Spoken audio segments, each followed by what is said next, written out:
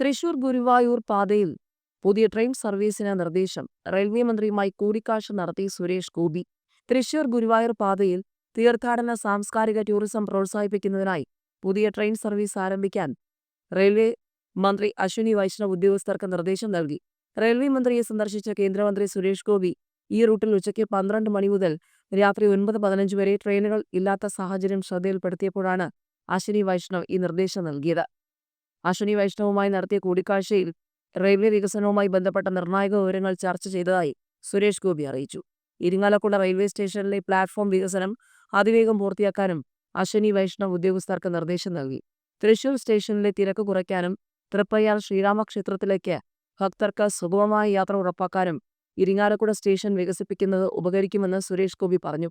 ഇരിങ്ങാലക്കുട തിരൂർ പാത യാഥാർത്ഥ്യമാക്കുന്നതിന് റെയിൽവേ മന്ത്രാലയത്തിന്റെ അംഗീകാരമുണ്ടെങ്കിലും കേരള സർക്കാരിന്റെ ഭാഗത്തു നിന്നും ആവശ്യമായ സഹകരണം ലഭിക്കുന്നില്ലെന്ന് റെയിൽവേ മന്ത്രി അറിയിച്ചു. ഇക്കാര്യത്തിൽ അടിയന്തര നടപടി സ്വീകരിക്കാൻ ആവശ്യപ്പെട്ട് മുഖ്യമന്ത്രിക്ക് കത്തയക്കാൻ അദ്ദേഹം ഉദ്യോഗസ്ഥരോട് ആവശ്യപ്പെട്ടു. കിഴക്കൻ മലയോര മേഖലയിലെ മുഴുവൻ ടൂറിസ്റ്റ് കേന്ദ്രങ്ങളെയും കോർത്തിണക്കി കോട്ടയം ഈസ്റ്റ് ടൂറിസം സർക്യൂട്ട് നടപ്പാക്കുന്നതിന്റെ പ്രാഥമിക പഠന റിപ്പോർട്ട് കേന്ദ്ര സർക്കാരിന് സമർപ്പിച്ചു.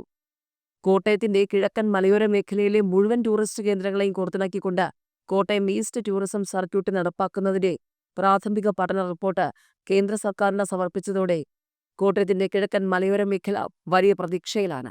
കോട്ടയം ജില്ലാ പഞ്ചായത്ത് അംഗവും BJP സംസ്ഥാന ഉപാധ്യക്ഷനുമായ അഡ്വക്കേറ്റ് ഷോൺ ജോർജാണ് ഇത് അറിയിച്ചത്.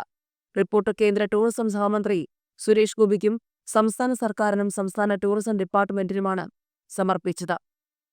മീനച്ചിൽ താലൂക്കിലെ കിഴക്കൻ മലയോര മേഖലകളിലെ വെള്ളച്ചാട്ടങ്ങൾ ഉൾപ്പെടെ 40 കിലോമീറ്ററിനുള്ളിൽ 22 ടൂറിസം കേന്ദ്രങ്ങളുടെ വികസനമാണ് ഈ പദ്ധതി വിഭാവനം ചെയ്യുന്നത്.